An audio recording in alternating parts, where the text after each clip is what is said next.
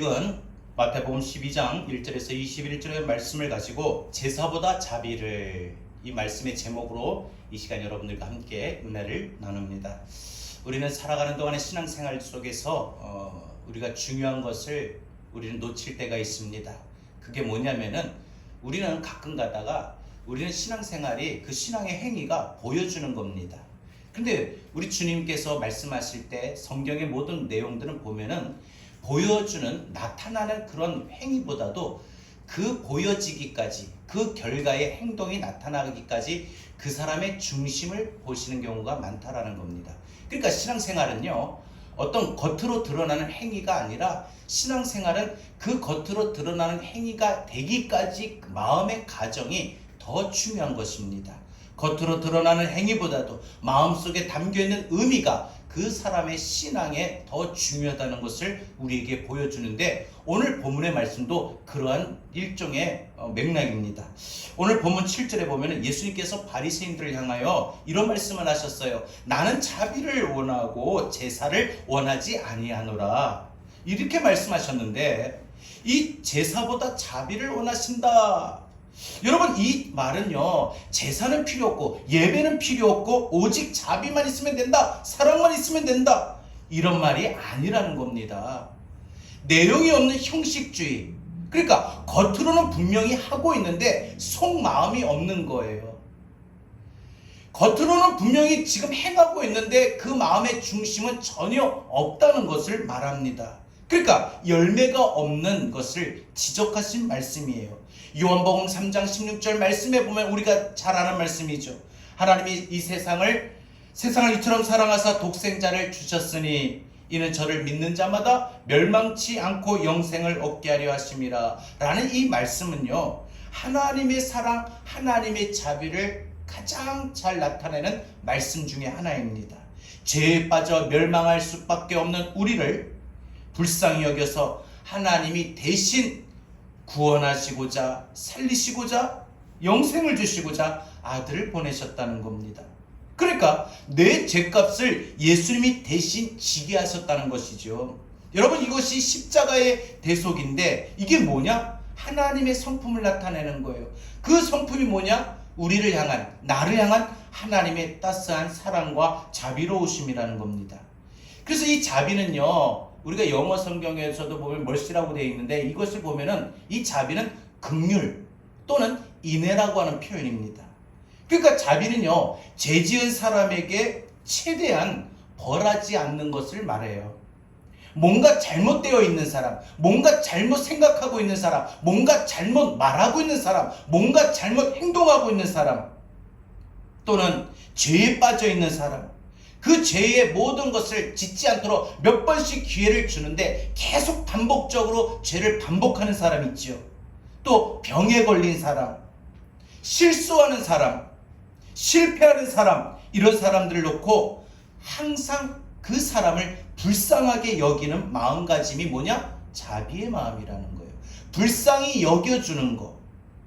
그 사람의 처지를 그래서 이해해주고, 저 사람이 저래서 저렇구나, 저 사람이 이래서 이런 말을 하는구나, 저 사람이 이래서 이런 행동을 하는구나 라고 그 사람의 처지를 이해해 주는 것, 그리고 그 사람의 딱한 형편을 내가 대신해 줄 수 있는 게 없는가 하고 생각해 볼 수 있고 그 사람을 배려할 수 있는 게 뭐냐? 자비라는 거예요.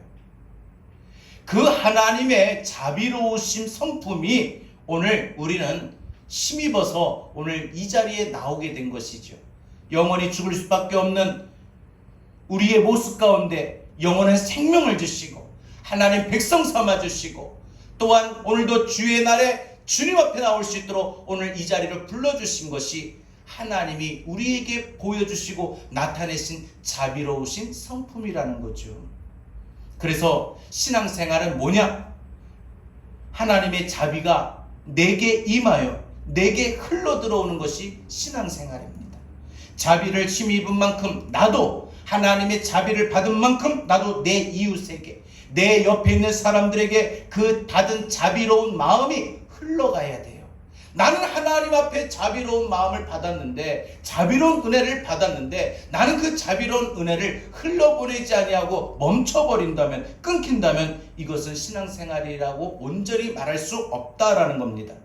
여러분, 이 자비로움이 하나님의 성품 중에 한 가지고, 성령이 임하여 성령 충만해서 맺게 되는 성령의 9가지의 열매 중에 한 가지예요. 그래서 자비는, 여러분, 자비는요, 불교에서만 자비를 말하는데 그 불교 불자들이만 받는 것이 아니라 우리 예수 믿는 성도들이 마땅히 받아야 될 하나님의 성품이고 은사이고 은혜라는 거예요. 여러분, 자비가 있어야 돼요. 자비의 열매를 맺어야 돼요. 자비의 성품을 닮아야 돼요. 그래서 우리도 자비로움을 받았기에 그 자비가 우리에게 모든 사람들에게 흘러 들어가야 되는 것입니다. 여러분, 이것이 바로 신앙생활의 실제적인 부분이에요. 이게 없으면 신앙생활이다, 그 사람이 신앙인이다 라고 말할 수가 있지 않다라는 거예요. 제가 지난주에도 계속 이어서 말하는데, 보여주는 신앙이라는 거죠. 바리새인들의 전형적인 신앙이에요. 그런데 예수님이 신앙의 본질에 대해서 보여주는 게 맞다, 보여주는 게 최고다 라고 했다면 바리새인들을 책망하지 않았을 것입니다. 그런데 예수님께서 말씀하신 의도는 보여주는 신앙이 아니라 마음속에 맺고 있는 의미라는 거지요. 바리새인들은 마음속에 전혀 열매도 없어요, 의미도 없어요, 내용도 없어요. 그저 남들에게 보여주는, 겉으로 나타나는 그런 모습이 신앙생활인 줄 알았어요. 교회 나오면은 교회 나와가지고 예배를 드리면 그것이 신앙생활 다 하는 줄 알았다는 거죠. 헌금하면 신앙생활 다 하는 줄 알았습니다. 기도하면 신앙생활 다 하는 줄 알았습니다. 그런데 그게 아니라는 거지요. 기도할 때에 어떤 마음이냐, 헌금을 드릴 때 어떤 마음이냐, 예배를 드릴 때 어떤 마음이냐, 우리가 예수 믿으면서 우리는 어떤 마음으로 신앙생활하고 예수를 믿느냐, 그 마음에 자비가 없으면 그 사람은 신앙이 아니다, 이걸 오늘 말하고 있는 거예요. 여러분, 오늘 여기서 더 크게 강조하는 게 뭐냐, 신앙생활의 실제가 아니라 이게 경건이라는 거예요. 그러면 여러분, 우리가 경건한 삶을 살아야 되는데 주님께서 내가 거룩하니 너희도 거룩하라, 이 말씀의 이 거룩과 이 경건의 본질이 뭐냐? 자비의 기준이라는 거죠.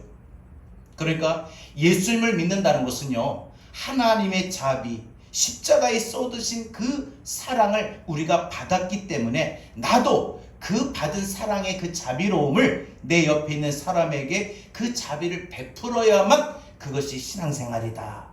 그렇게 하고 예배를 드려요. 그런 마음으로 예배를 드리고, 그런 마음으로 헌금을 하고, 그런 마음으로 찬양을 하고 기도를 하는 게 신앙생활의 모습이다라는 것입니다.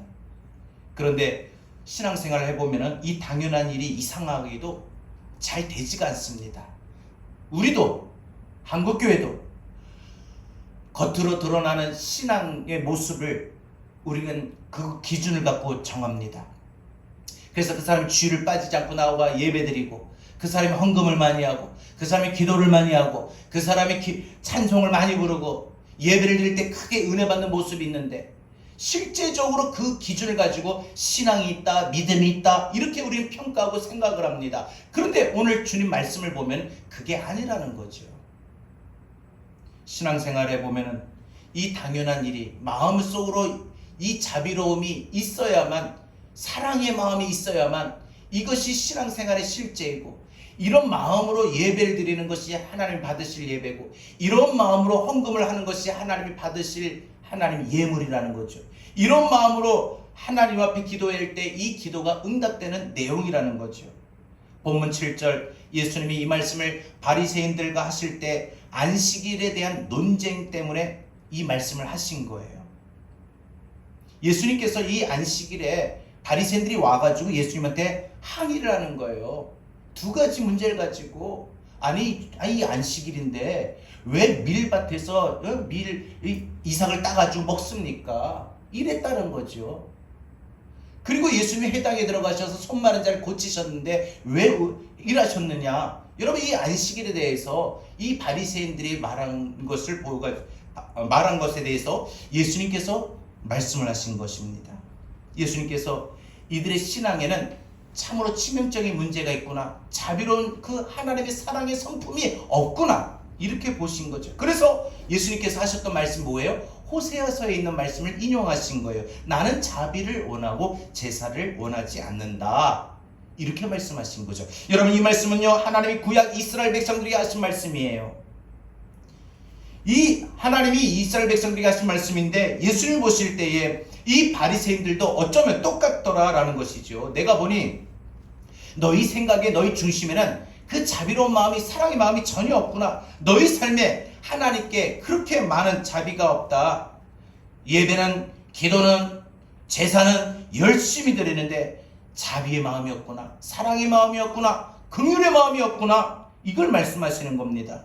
그래서 본문에서 나는 자비를 원하고, 이 말씀은 여러분의 삶에 분명하게 신앙생활하는 동안에 하나님의 자비가 드러나고 흘러가는 것이 정상적인 신앙생활이다. 이걸 주님의 의도의 목적의 뜻에 부합된 삶을 사는 것이 우리에게 필요하다는 것을 가르쳐주는 말씀입니다. 나는 자비를 원하고, 우리 주님이 원하는 부분에 만족드리는, 기쁨을 드리는 그런 신앙생활이 될 수 있기를 바랍니다.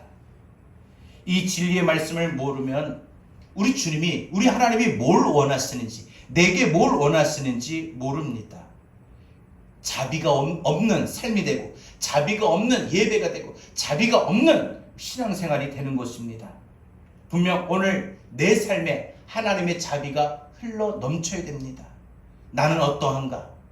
오늘 말씀을 살펴보면서 우리는 적용할 수 있어야 됩니다. 그러면 오늘 이 시간 우리의 삶 속에 우리 주님께서 말씀하셨던 대로 나는 자비를 원하고 라는 이 부분에서 우리는 이 자비로움의 모습이 우리 신앙생활 속에서 반드시 나타나고 우리 모든 주변에 있는 사람들에게 흘러가야 되는데, 그러면 우리의 삶 속에 이 자비가 내 옆에 있는 사람들에게 흘러갈 때 나타나는 모습이 뭔가?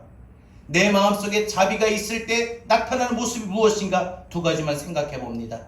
첫 번째로, 내 안에 있는 이 자비가 옆에 있는 주변 사람들에게 흘러가는 모습, 신앙생활의 실제적인 모습은 첫 번째로 그 사람의 처지를 헤아려주는 눈이 필요합니다. 근데 우리는 생각해 볼 때 나는 그런 눈을 가졌는가? 여러분 보세요. 우리가 보는 바에 판단하고 생각하고 말합니다. 그죠? 그런데 우리 보는 눈이 뭘 보죠? 겉으로 드러나는 행위예요. 그 사람이 오늘 예배 왔나 안 왔나? 그 사람이 오늘 헌금을 하나 안 하나? 그 사람이 오늘 기도를 하나 안 하나? 이겁니다. 그래서 하면은 보여주는 거니, 보는 거니까 하면은 맞는 거예요. 나오면 맞는 거예요. 근데 안 나오면 왜 안 나오지? 왜 헌금을 안 하지? 왜 기도를 안 하지? 이런 생각을 합니다. 뭐죠? 나는 했는데 저 사람은 왜 안 하지? 이런 거지요. 그런데 신앙생활은 오늘 그게 아니라는 겁니다.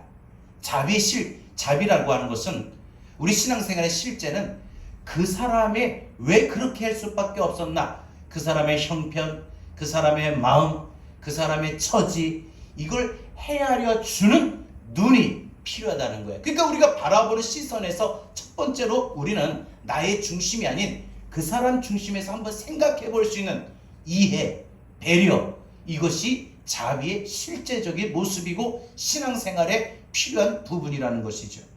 오늘 본문에 안식일 논쟁을 하게 되는데, 이 안식일을 어겼는가 지켰는가, 이게 기준입니다. 1절부터 14절까지 보면 두 가지 사건이 나오는데, 공교롭게도 이 두 가지 사건 다 안식일 날 벌어진 거예요. 하나는 1절부터 나옵니다. 예수님이 제자들이 안식일 날 배가 고픈 거예요. 그래서 길가에 있는 이 밀밭에서 밀 이삭을 잘라가지고 먹습니다. 뭐예요? 안식일에 일하지 말라. 이거 위반한 거예요. 또 하나는 10절부터 나오는데, 예수님이 안식일 날에 이 손 오그라든 환자, 손 마른 자를 고쳐주신 거예요. 그래서 이 바리새인들이 이 두 가지의 사건을 보자 예수님을 당장 고발합니다. 2절에 이들이 예수님의 제자들을 고발합니다. 안식일에 밀 이삭을 잘라 먹었다니, 이건 안식일에 일하지 말라라는 것에 대한 율법 위반입니다. 당신들은 해쳐서는 안 될 일, 당신들은 반드시 지켜야 되는 이 일을 지키지 않은 율법을 위반했습니다. 이것이죠. 여러분 구약 성경의 율법의 안식일을 기억하여 거룩히 지키라. 이 4계명 안식일을 기억하여 이 안식일을 지켜라. 안식일에 일하러 나가는 건 안 됩니다. 바리새인들은 이 계명 이 말씀을 누구보다도 아주 철두철미하게 지켰습니다. 그러니까 신앙생활로 보면 뭐예요? 모범생이에요. 규칙 같은 걸 잘 지켜요. 법규를 잘 지키죠. 이때 바리새인들은 치명적인 것이 결핍되었어요. 율법은 철두철미하게 규칙을 철두철미하게 위반하지 않고 잘 지켰는데 그러면 우리는 칭찬이 되어야 되는데 주님은 그러지 않으셨다는 거예요. 보여주는 것은 맞는데 속에 중심이 아니 없다는 거예요. 결핍된 게 있다는 거예요. 그게 뭐냐? 이들 마음엔 자비가 없었다는 거예요. 만약에 이 바리새인들이 자비의 마음을 갖고 자비의 마음으로 율법을 지켰다면 이건 100점짜리겠죠. 그런데 자비의 마음은 온데간데 없고 그냥 보여주는 식으로 규칙을 지키고 율법을 지키고 위반하지 않고, 근데 정작 마음에는 자비로움이 전혀 없다는 거예요. 나는 했는데 너는 못했다. 너희들은 못했다. 나는 안식일을 지키는데 왜 너희들은 이 안식일을 지키지 못하고 안식일을 거룩히 지키라고 했는데 왜 일하느냐? 이거지요. 여러분, 이 자비가 뭡니까? 사람들의 처지를 헤아려주는 눈이에요. 그 사람의 입장을 이해하고 배려해주고 그 사람 입장에서 한 번쯤 생각해 볼 수 있는 눈이에요. 그 눈이 바리새인들에게는 없었다는 겁니다. 여러분, 이게 뭐죠? 율법주의입니다. 율법주의가 뭐예요? 율법주의는요, 사람에게는 관심이 없어요. 오직 규칙에만, 율법에만 관심이 있다는 거예요. 제사를 드렸는가? 예배를 드렸는가? 기도에 나왔는가? 헌금을 했는가? 전도를 했는가? 봉사를 했는가? 여기에 관심이 있다는 거예요. 사람에게 자비가, 그래서 내게 자비로운 마음이 있는가? 관심이 없습니다. 바리새인들은 그래서 누군가가 잘못이 발생했을 때, 율법을 지키지 않는 일들이 일어날 때에 그 사람의 입장에서 그 사람의 형편과 처지를 고려하지 않고 일단 고발부터 하고 비난하고 정죄합니다. 이 말씀이 이렇게 되는데, 율법이 이렇게 되는데 왜 하지 않았느냐? 하고 정죄를 합니다. 그러니 두 가지 정반대 신앙의 모습이 등장합니다. 오늘 말씀 보면 하나는 예수님의 복음입니다. 하나는 바리새인의 신앙입니다. 그래서 예수님은 바리새인들과 맞서서 오늘 날카롭게 논쟁을 벌이고 있는 말씀인 겁니다. 근데 예수님께서 이런 말씀하셨어요. 새 포도주는 새 부대에 넣어야 한다. 새 술은 낡은 가죽 부대에 넣는 게 없다. 그렇게 하면 어떻게 되죠? 이 가죽 부대가 낡아버리면 아무리 좋은 걸 넣어도 낡았기 때문에 터져버리고, 그래서 포도주가 버려진다 말씀하신 거죠. 여기서 예수님께서 이 비유의 말씀을 하셨을 때에 이 새 포도주는 바로 예수님의 복음이에요. 예수님이 전하는 말씀이에요. 낡은 가죽 부대는 뭐예요? 바리새인들의 전통적인 신앙이에요. 그러니까 뭐예요? 신앙생활은요, 예수님의 복음과 바리새인들이 겉으로 드러나는 율법주의적 신앙, 보여주는 신앙이 양립이 불가능하다. 아까 제가 앞서서 이 100점짜리 이것도 되고 이것도 되면 좋은데 사실 이 양립이 불가능하던 겁니다. 예수님이 오셔서 너희의 신앙은 낡은 그 가죽 부대다. 그래서 하나님의 뜻, 복음과는 완전히 배치가 된다. 하나님께서 아무 쓸모가 없다. 이렇게 말씀하신 겁니다. 그러니까 예수님의 신앙과 이 바리새인들이 갖고 있는 이 신앙은 일치할 수가 없는 겁니다. 이들은 배고픈 사람, 몸이 아픈 사람, 죄를 지은 사람, 실수한 사람의 처지를 헤아려주는 모습이 전혀 없어요. 우리가 예배를 드리면서 오늘도 우리 성도들이 지금 휴가 기간이고 또 여러 가지 코로나 백신 맞고 또 몸이 아프고 여러 가지 이유가 있습니다. 그래서 오늘 안 나오신 분들이 계시는데 우리가 그분들 향해서 왜 주일날 안 나왔지? 할 것이 아니라는 거죠. 그 사람의 형편과 그 사람의 입장을 우리가 충분히 헤아려 주는 거야. 그래. 그러면 저렇게 아파서 못 왔구나. 그럼 우리가 기도해 줘야 되겠구나. 이런 마음이 있죠. 분명히 그 사람의 입장에서는 형편과 처지가 있을 거예요. 만약에 그 사람이 설령 몸이 아픈데도 몸이 안 아프고 건강한데도 멀쩡한데도 만약에 안 왔다. 그러면 그 사람을 무조건 우리가 정죄할 것이 아니라 비난할 것이 아니라 그 사람이 요즘에 믿음의 열심이 식어졌구나. 그럼 내가 그 사람 믿음의 열심을 회복을 해서 기도해 줘야 되겠구나. 이런 마음이 우리는 자비의 마음이라는 거죠. 근데 예수님은 이걸 말씀하시는데 바리새인들은 그 마음의 자비는 전혀 없고 예배 왔는가 안 왔는가, 기도에 왔는가 안 왔는가, 전도했는가 안 했는가, 봉사했는가 안 했는가, 율법을 지켰는가 안 지켰는가, 여기에만 온통 관심이 있었다는 겁니다. 신앙생활은요, 율법도 중요하고 말씀도 중요하지만 그 사람을 불쌍히 여기는 사랑의 마음, 자비의 마음이 있어야 돼요. 내게 사랑의 마음, 자비의 마음이 없이 그 사람의 상대방을 사랑의 마음으로, 자비의 마음으로 바라보는 눈이 없이 신앙생활한다면 이것은 율법주의적 신앙으로 흘러갈 수밖에 없고 치우칠 수밖에 없는 위험성이 있다는 거죠. 그래서 우리는 첫 번째로 필요한 것이 이 상대방의 입장을 헤아려 줄 수 있는, 그러한 배려할 수 있는 마음이라는 거죠. 그래서 제자들이 안식일 날 그 밀 이삭 밭에서 일을 하면서 이삭을 잘라 먹었던 그 일했던 행위에 대해서 얼마나 배가 고팠으면 저렇게 밀 이삭을 잘라 먹었을까? 여러분, 이렇게 바리새인들이 생각했으면 됐을 터인데 그들은 그러지 않았다는 거예요. 그들의 입장, 그들의 형편 전혀 고려하지 않고 말씀을 위반해, 율법을 위반해 하고 그들을 고발합니다. 여러분, 그 사람들의 형편이 있어요. 그 사람들의 사정이 있어요. 우리가 말을 듣고 보면 그렇구나 하는데 꼭 듣고 나서야 우리가 그렇구나, 그거는 이미 늦습니다. 우리는 그 사람의 현재 상황, 그 사람의 처지를 헤아려주는 일이 필요합니다. 근데 그 사람을 헤아려주는 눈이 없고 그 사람을 헤아려주는 마음이 없으면, 이런 제로 상태면 그 사람에 대한 이해도 배려도 전혀 없다는 거죠. 자비가 없는 신앙인의 특징이 뭐예요? 누군가의 처지를 헤아려주는 일이 정말 어렵다는 거예요. 안 된다는 거예요. 누군가의 처지를 헤아려기보다 나의 기준을 갖고 바라보는데 나의 기준에 바라보는 눈에 어긋나면 그게 정죄가 되고 비난하게 되는 겁니다. 그 사람의 형편이 있고 그 사람의 사정이 있는데도 그거 전혀 고려하지 않냐고 분명 말씀에 입각해서 말씀의 중심으로 해서 해 나와야 되는데, 해야 되는데 행위에 대한 그 하느냐 못하느냐, 지켰느냐 못 지켰느냐, 그 기준만 가지고 판단하게 되는 거죠. 그래서 여러분, 성격 유형적으로도 보면 누군가의 잘못, 남의 허물을 보면은 말하지 않고는 힘든 기질의 사람들이 있어요. 그래서 그걸 꼭 언급을 해야죠. 우울질이나 담즙질의 성격의 소유자들은 이렇습니다. 그런데 어떤 사람의 기질은 또 말을 전혀 안 합니다. 점액질 유형에 속한 사람들의 성격은 그냥 말을 안 합니다. 오늘 이 바리새인들은 아마 이 점액질보다 이 우울질이나 담즙질에 가까운 사람들이었겠죠.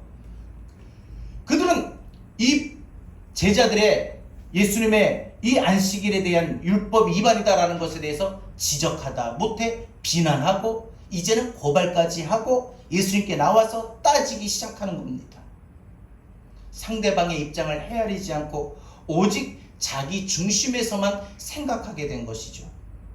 예수님이 바리새인들의 이런 모습을 보시고 결정적으로 지적하신 것이 뭐냐?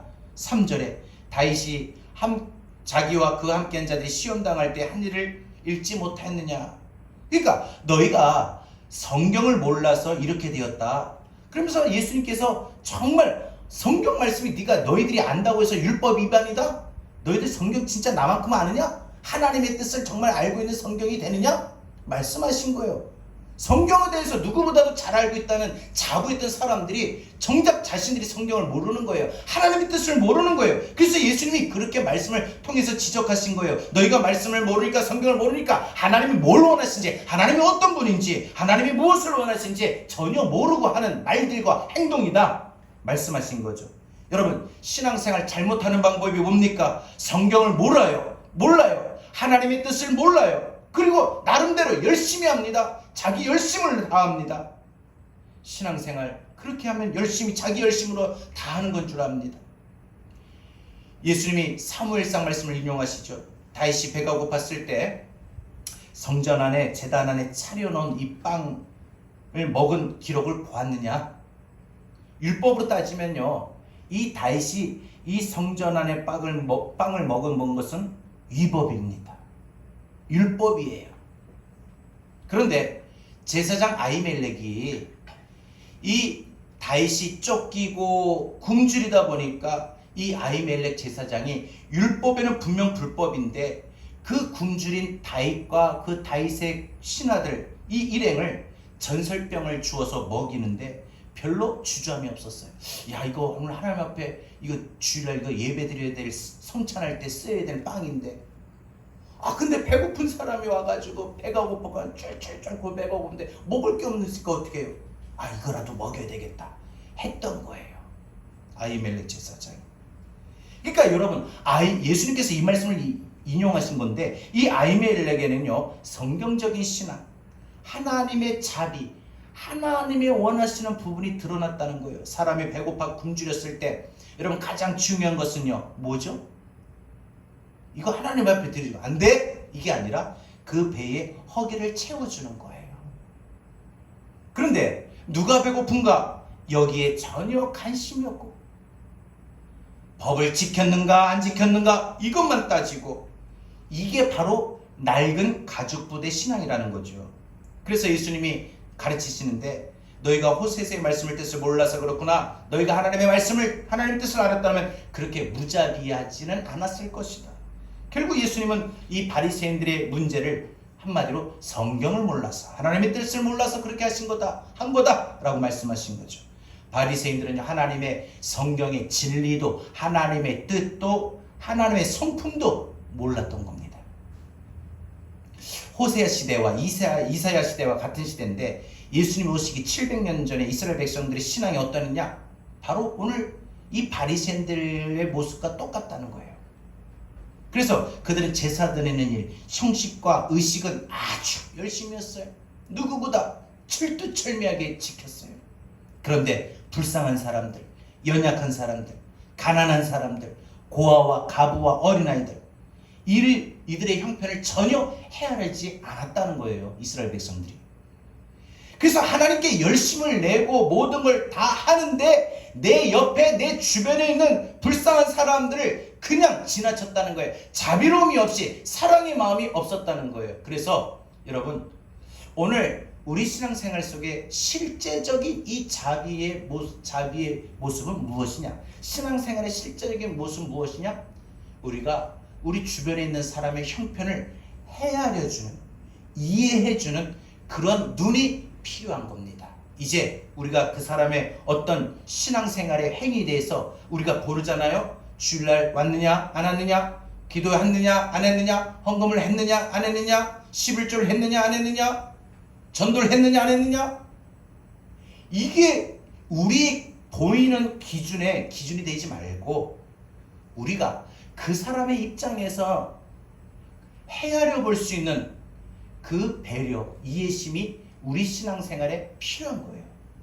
그게 신앙생활이에요.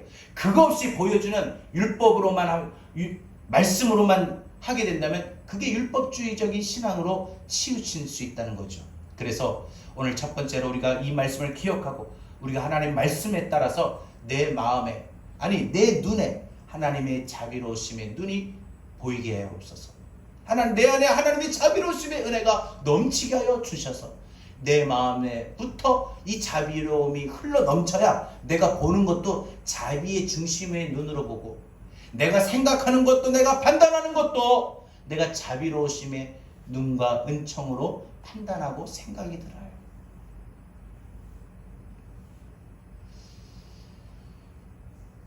여러분, 오늘 우리가 하나님의 성품을 분명히 알아야 됩니다. 하나님은 공의로우시고 자비로우십니다.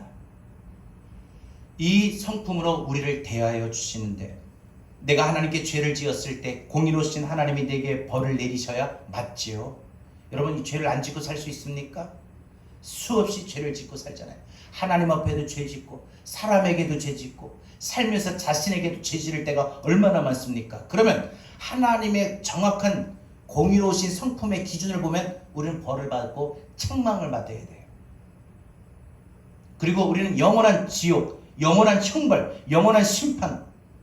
그런데 하나님은 그 공의로우심을 훼손하지도 않으면서도 하나님의 자비로우심을 흘러 넘치게 보여주신 것이 뭡니까? 바로 나 대신에 죽게 하셨던 예수님의 은혜죠. 이게 뭐예요? 큰 자비입니다. 내 힘으로 죄값을 치르는 건 지옥입니다. 도저히 이 문제를 해결할 수가 없습니다. 하나님이 내 처지를 헤아려 주신 것이죠. 그래, 이렇게 해서 연약하구나, 이렇게 해서 부족하구나, 이렇게 해서 또 쓰러지는구나. 여러분, 그렇게 하나님은 내 형편, 내 처지를 헤아려 주는 그 자비를 가지고 우리를 대하여 주십니다. 자비의 십자가에서 이제는 그 자비의 모든 것을 쏟아주신 예수님, 여러분, 이 십자가에서 나를 바라보시는 눈이 자비의 눈입니다. 그렇다면 나에게도 모든 사람들을, 모든 상황을 판단할 수 있는 바라보는 시야의 눈이 자비로움이 되어야 되지 않을까? 그 자비가 흘러가야 됩니다. 율법의 규칙보다도 자비의 마음이 우리에게는 더 먼저 필요한 것이 맞습니다. 이게 신앙생활의 실제적인 모습이에요. 두 번째, 마지막, 우리 신앙생활의 실제적인 모습, 우리 신앙생활에 필요한 게 뭡니까? 자비는요, 그 사람의 상처를 회복시켜 주시는 손이다. 따라서 내 손에는 그런 회복의 손이 되는가? 내 손은 그 사람을 정죄하고 비난의 손이 되는가? 어떤 손인가? 한번 생각해 봐야 됩니다. 9절부터 보면 예수님이 이제 안식일 날 한쪽 손이 오그라든 사람을 고쳐주셔요. 왜 고쳐주느냐? 이 사람 고쳐주지 않으면 이 사람이 멀쩡하게 생활할 수가 없잖아요. 손의 기능이 고장났으니까 손이 오그라들면 붙잡을 수도 없고 손을 사용할 수도 없는 거예요. 이 손이 있으나 마나요. 그의 삶이 얼마나 부자연스럽겠습니까? 불편하겠습니까? 인생살이에 무언가가 고장나는 것이 천지입니다. 손도 고장나고 고장나지 않는 삶이 없다는 거예요. 그래서 예수님은 사람들을 볼 때마다 그 사람의 고장난 처지를 먼저 살펴주셨던 거예요. 이게 뭐죠? 자비로움이에요. 항상 예수님은 병자들 고쳐주실 때 그 병자의 아픈 것도 아픈 거지만 그 병자의 마음의 형편을 예수님은 헤아리셨어요. 그래서 예수님 앞에 나왔던 병자들은 예수님이 한 번도 거부하지 않으셨어요. 오히려 제자들은 어디 예수님 앞에 나가느냐? 아이들도 못 나가게 막았습니다. 문둥병자도 못 나가게 막았습니다. 12회를 혈루증을 앓는 여인이라고 부정하다고 해서 예수님 앞에 못 가게 했습니다. 여러분, 제자들은, 율법은 그렇게 막았습니다. 그런데 예수님은 언제나 누구든지 다 예수님을 따뜻하게 환영하고 예수님은 고쳐주셨어요. 근데 고쳐주실 때마다 성경에 보니까 어떤 내용이 나와요? 불쌍히 여기셨더라. 왜요? 뭐예요? 예수님이 그 사람이 그 아픔의 고통이 예수님이 느끼셨다는 거예요. 그래서 고쳐주신 거지요. 여러분, 이것이 바로 예수님에게 말씀하셨던 자비로움인데 바리새인들은 이게 없었어요. 10절에 손이 오그라든 한 자에 대해서 두 시각이 그래서 상이하게 나타나죠. 예수님은 그 사람을 고쳐주신데 불쌍히 여겨서, 그래서 해당에 들어가셔서 고쳐주신 거고, 바리새인들은 손 오그라든 한 자의 고통이든 마음이든 불편함이든 이거 상관없어요. 오직 눈에 보이는 바 율법이에요. 왜? 자기는 아프지 않으니까. 여러분, 사람이 보니까 아파야 아픈 사람의 형편을 헤아려요. 안 아픈 사람은요, 그 사람이 왜 아픈지 몰라요.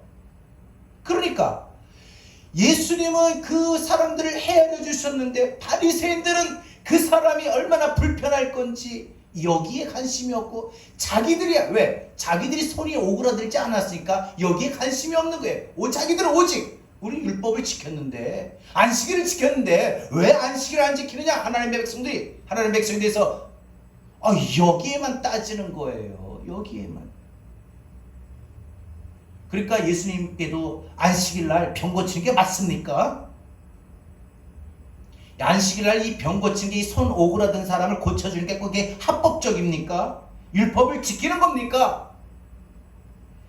오직 여기에만 관심이 초점이 되는 거고, 이 손 오그라든 사람이 얼마나 힘들까, 얼마나 아플까, 얼마나 고생할까, 불쌍하다, 아유 고쳐주고 싶다, 도와주고 싶다, 이런 게 전혀 없다는 거지요. 예수님께서 이들을 보시고 얼마나 개탄스러우셨겠습니까? 너희가 성경 말씀을 진짜 모르는구나, 무지하구나. 너희가 만약에 호세아서에 있는 말씀, 나는 자비를 원하고 제사를 원하지 않는다, 이 말씀을 너희가 정확하게 하나님의 뜻을 깨달았더라면 이런 문제를 가지고 이렇게 고발하지 않았을 것이다. 여러분, 신앙생활에 자비가 빠지면 거의 모든 게 빠진 거죠. 여러분, 찐빵, 팥빵, 핵심이 뭐예요? 단팥이에요. 여러분, 안꼬라고 하지요. 이게 없으면 그건 찐빵이 아닙니다. 팥빵이 아니에요. 팥이 없는데 팥빵이라고 부르면 그건 잘못된 거죠. 신앙생활의 안꼬가 뭐냐? 신앙생활의 팥이 뭐냐? 하나님의 자비. 하나님의 자비. 여러분, 우리가 그리스도인이라고 하면 우리 그리스도인이라고 말하는 정확한 기준은 뭐냐? 내 안에 자비가 있느냐? 내 안에 자비가 있느냐 이거예요. 이 자비가 내 모습에서 흘러나오느냐? 이 모습이 안에만 갖추고 있어도 안 돼요. 나는 자비로운데, 아니에요. 자비롭다면은 이 자비는 흘러가야 돼요. 누구에게? 내 옆에 있는 사람에게, 내 남편에게, 내 아내에게, 내 부모에게, 내 자녀들에게, 내 가족들에게, 또 내 교회 식구들에게, 내 직장의 동료들에게, 이웃들에게. 여러분, 이것이 흘러 들어가야 됩니다. 예수님께서는 그 사람의 이 고장난 것을 고쳐주고자 하는 마음이 가득했는데 바리새인들은 그 마음이 없으니까 오직 눈에 보이는 바 잘 했느냐 못했느냐, 이 기준을, 율법의 기준, 말씀의 기준만 가지고 바리새인들은 지적하고 고발하고 정죄했던 마음이 가득했던 것입니다. 여러분, 신앙에는요, 예배도 있고 제사도 있고 헌신도 있고 열심도 있고 지식도 있습니다. 가장 중요한 자비가 통째로 빠져버린 것입니다. 구약 이스라엘의 신앙을 여호와 하나님이 보실 때 그들에게 자비가 전혀 없었어요. 어쩌면 그렇게 700년 전에 이 호세아 시절 이스라엘 모습이나 지금 오늘 예수님께서 지금 말씀하시고 있는 이 바리새인들의 모습이 어떻게 이렇게 똑같을 수 있을까? 달라지지 않을까? 왜 우리의 신앙의 모습을 보면은 우리도 이 증상이 많은데 왜 그런가? 왜 그런가? 아무개야, 사랑하는 아무개야, 내 딸아, 내 아들아, 아무개야 하시면서 주님 보실 때 개탄하실 일이 한두 가지가 아니라는 거죠. 여러분, 우리가 하나님의 의미, 하나님의 뜻, 하나님의 말씀을 몰라서 그래요. 우리가 하나님 알기를 싫어해서 그래요. 우리의 타락한 본성이 우리는 아직까지도 갖고 삽니다. 이거 그대로 놔두면 우리에게는 자비로운 마음이 전혀 없어요. 지금 한쪽 손이 오그라든 사람이 있는데 바리새인들은 그 사람의 회복에는 전혀 관심이 없어요. 생각해 봅시다. 우리가 옆에 있는 사람들 중에 누가 연약한 모습을 보일 때, 저 사람 안 됐다, 힘들겠다, 아프겠다, 아유 얼마나 고생하겠냐, 아유 도와줄 게 뭐 없을까? 고쳐주자가 먼저 생각날까? 내가 도와줄 게 먼저 생각날까? 아니면 저 사람이 못마땅해, 짜증난다, 이게 생각날까? 뭐가 먼저 생각이 납니까? 결혼할 때도요, 결혼 생활도 마찬가지예요. 상대방의 허물과 상대방의 미숙한 부분을 반드시 보게 되지요. 왜 저렇게 하지? 왜 저렇게 하면서 살까? 이렇게 하면 참 좋은데. 그러니까 자기 기준에 보면 마음에 안 드는 부분이 상당수 있을 겁니다. 어떻게 보면 그 사람의 행위가 중심이 내가 생각했던 것보다 많아요.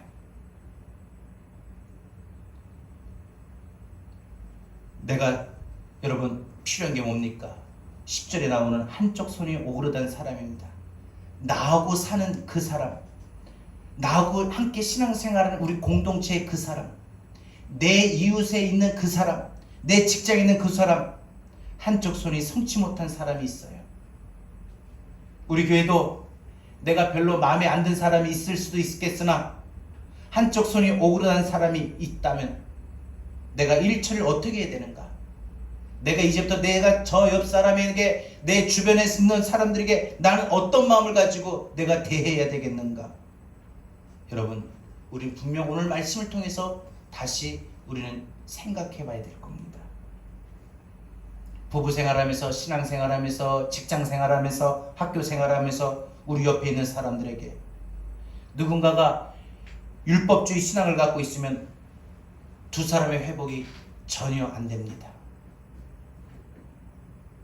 서로 간에 살면서 깨달아야 될 것은 상대방의 잘못을 낱낱이 밝혀서 관계 회복이 되는 경우가 있다 없다? 전혀 없습니다. 그거 일일이 말하고 지적하고 하면은요, 듣는 사람도 상처고 자기가 입 밖으로 내밀었던 그 말이 비난의 말이고 정죄의 말이 되기 때문에 자기도 죄를 짓는 거예요. 다 이득되는 사람이 없어요. 말하는 사람도 이득되는 게 없고 듣는 사람도 이득이 되는 게 없어요. 여러분, 실수 없는 사람이 없고 많고 적고의 차이는 여러분 있겠지만 말이죠. 누가 난 완벽한 이 말을 합니까? 주님 앞에서 우리는 다 모순덩어리, 말이 안 되는 그런 존재들입니다. 아직도 저 사람은 저런 약점이 있구나, 내가 그걸 덮어줘야지. 이 마음을 품으면 그 사람이 회복이 됩니다. 여러분, 부모 자식 간에도 그래요. 부모 입장에서 보면 자식이 하는 행동이 마음에 안 드는 경우도 상당히 많아요. 근데 그거 일일이 잔소리하고 지적할 게 아니라 그 자식의 단점, 부족한 부분을 부모가 감싸 안고 기도하고 있는 거예요. 그러면 부모 자식의 관계도 회복이 돼요. 형제 간에도 마찬가지고 교회에서 신앙생활할 때도 마찬가지예요. 여러분, 그 사람의 잘못된 것에 내가 기준에, 내가 생각하는 기준이 있어요. 내가 각자 생각하는 판단이 있어요. 자기 기준, 자기 판단이 있다는 거예요. 근데 여러분, 자기 기준, 자기 판단은 뭔지 알아요? 자기가 못했으면 절대 자기 기준 판단이 없어요. 근데 자기는 했어요. 자기는 나왔어요. 자기는 드렸어요. 자기는 지켰어요.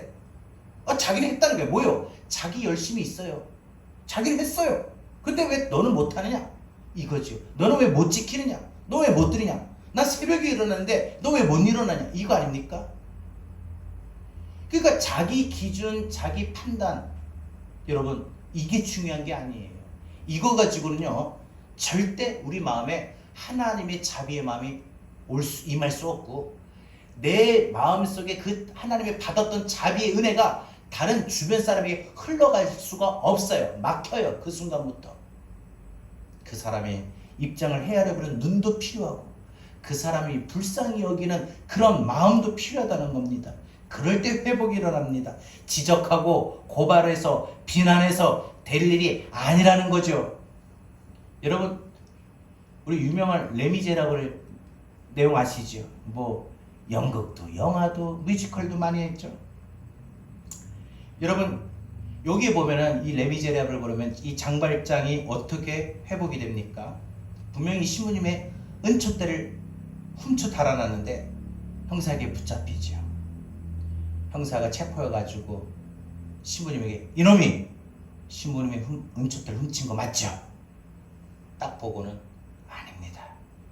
그것은 훔친 게 아니라 내가 그 형제에게 준 선물입니다.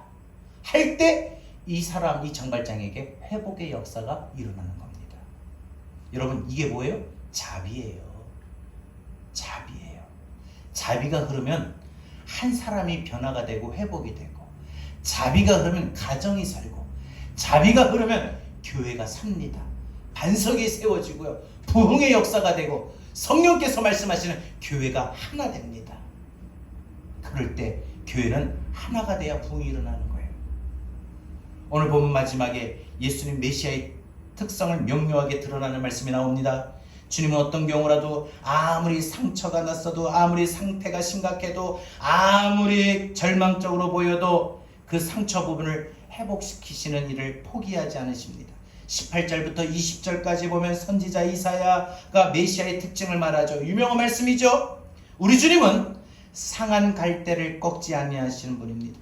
꺼져가는 심지를 끄지 않으시는 분입니다. 여러분, 상한 갈대는 뭡니까? 이미 사람들에 의하여 이리저리 꺾였거나 바람이 새차서 거의 일어서지 못하는 상태의 모습이죠. 우리 주변에 그런 사람들 많아요. 꺼져가는 심지가 뭡니까? 이제 심지가 다 타버리고 그 밑에 기름도 바닥에 나서 누가 봐도 불이 사그러든 상태죠. 가만 놔둬도 그냥 꺼지는 건 불이에요. 그냥 아른아른한 상태. 신앙생활의 그 열심이나 뜨거움이나 그 모든 것이 그냥 꺼져버리는 거예요. 하나님이 오늘 우리에게 말씀하십니다. 네 삶에 자비가 흐르느냐? 십자가의 자비가 내 삶에 흐르느냐? 여러분, 오늘 이거 한번 좀 예수님 말씀을 통해서 생각하고 돌아갑시다. 찬양하면서 오 나의 자비로운 주여, 이 찬양 속에 오늘 이 주님의 이 말씀을 생각하고 주님이 오늘 바리새인들과 논쟁하시면서 하셨던 이 말씀들을 생각하면서 우리 신앙생활의 실제적인 이 자비, 정말 우리의 삶 속에 우리 중심에 가장 필요한 것입니다. 이 말씀을 붙들고 우리 함께 찬양하고 말씀을 들고 기도하겠습니다.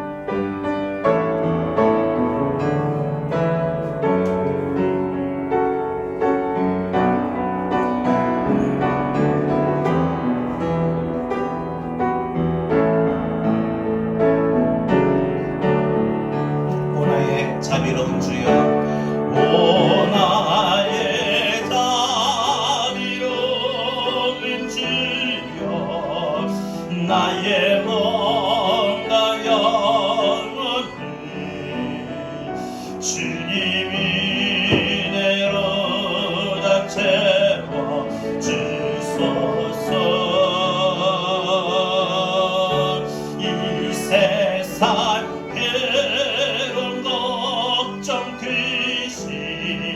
주여 받아주시고 힘든 세상에서 인도하소서.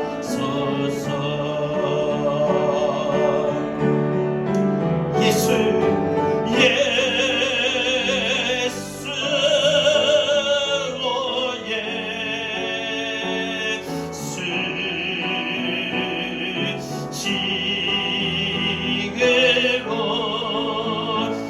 예수님, 오늘 이 시간 내 마음속에 오시옵소서.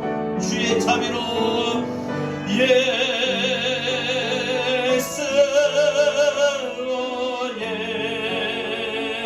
예수, 주의 자비로 채워 주소서. 우리 다 같이 오늘 말씀 붙잡고 함께 이 시간 기도하겠습니다. 오 나의 자비로우신 주여, 이 시간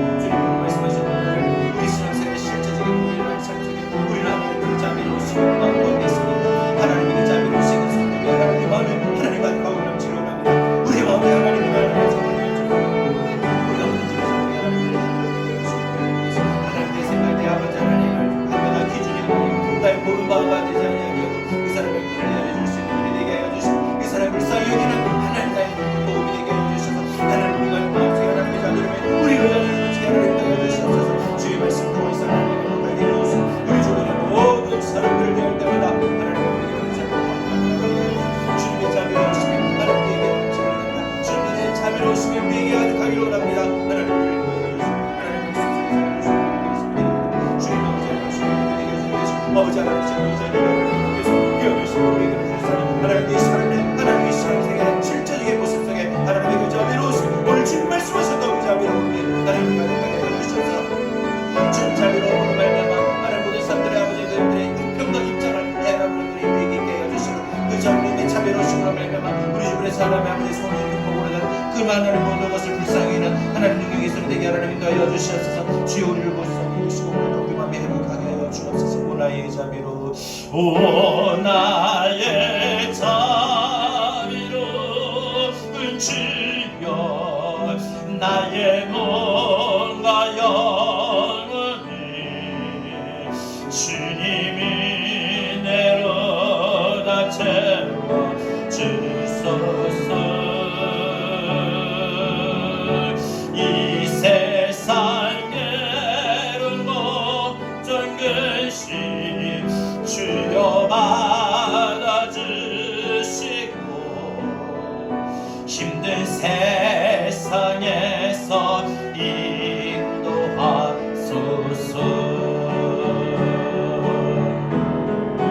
예수 예수 오 예수 지금 오셔서 예수 예수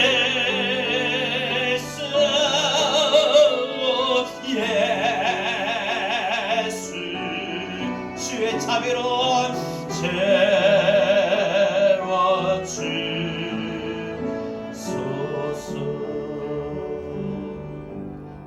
자비하신 주님, 주님의 그 자비로우심이 우리에게 가득하길 원합니다. 풍성하길 원합니다. 오늘 말씀을 통해서 우리가 신앙생활하는 동안 가장 실제적인 부분이 무엇인가, 우리가 신앙생활하면서 가장 중요한 것이 무엇인가, 우리 주님께서 말씀하셨던 것처럼 나는 자비를 원하고 이 말씀에 우리가 초점을 맞추고 신앙생활하며 살 수 있게 하여 주시옵소서. 우리가 그동안 하나님 앞에 제사하면서 예배드리면서 기도하면서 찬양하면서 신앙생활하면서 우리는 어떠한 마음으로 하였습니까? 언제나 할 때마다 나의 판단과 기준을 갖고 나는 했는데 왜 상대방은 못했는가 하며 바리새인들처럼 혹 행여라도 그들이 하지 못했던 부분에 대해서 지적하고 비난한 생각만 가득하였습니까? 율법주의적인 이 신앙이 우리 안에 가득했습니까? 정녕 오늘 말씀처럼 그 사람의 형편을 불쌍히 여기고 그 사람의 형편과 입장을 헤아려 줄 수 있는 그러한 진정한 눈이 우리에게 있길 원합니다. 진정한 그 사람을 회복시켜 주실 수 있는 도움의 손길이 우리에게 있기를 원합니다. 하나님, 우리가 이제부터 주님께서 말씀하셨던 것처럼 우리 신앙생활에 율법만 있는 것이 아니라 하나님의 그 자비로우심이 있게 하여 주시옵소서.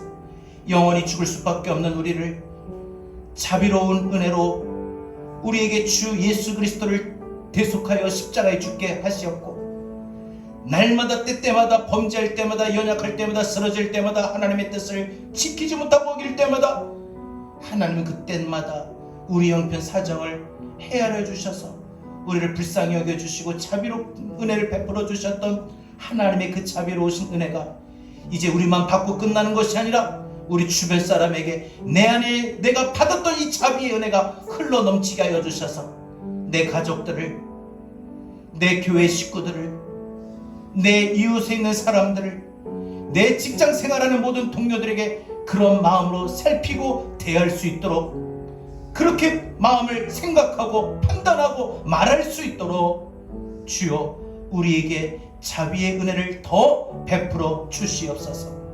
자비로우신 주님, 날마다 우리에게 오셔서 우리 마음속에 자비의 은혜가 꺼져갈 때마다, 식어질 때마다 자비의 은혜를 넘치게 하여 주시옵소서. 자비의 은혜를 풍성하게 하여 주셔서 주님 말씀처럼 나는 자비를 원하고 주님 원하시는 그런 신앙생활하는 진정한 하나님이 찾으시는 이 땅의 그리스도인 되게 하여 주옵소서. 이제는 우리 구주 예수 그리스도의 귀하신 은혜와 하나님의 극진하신 사랑하심과 보혜사 성령님의 감화 감동 내주 교통하신 은혜가 나는 자비를 원하고 주님의 의도와 주님의 분명한 목적대로 자비로운 신앙생활을, 자비로운 마음을, 자비로운 판단을, 자비로운 언행을, 입술을 사용하며 살기를 다짐하는 우리 모든 사랑하는 권속들 머리 위에 지금 그 어느 때보다 자비의 은혜가 더 필요한 한국 교회와 대한민국, 우리나라, 우리 민족 위에 전 세계 열방까지 이제로부터 영원토록 함께 있을지어다. 아멘.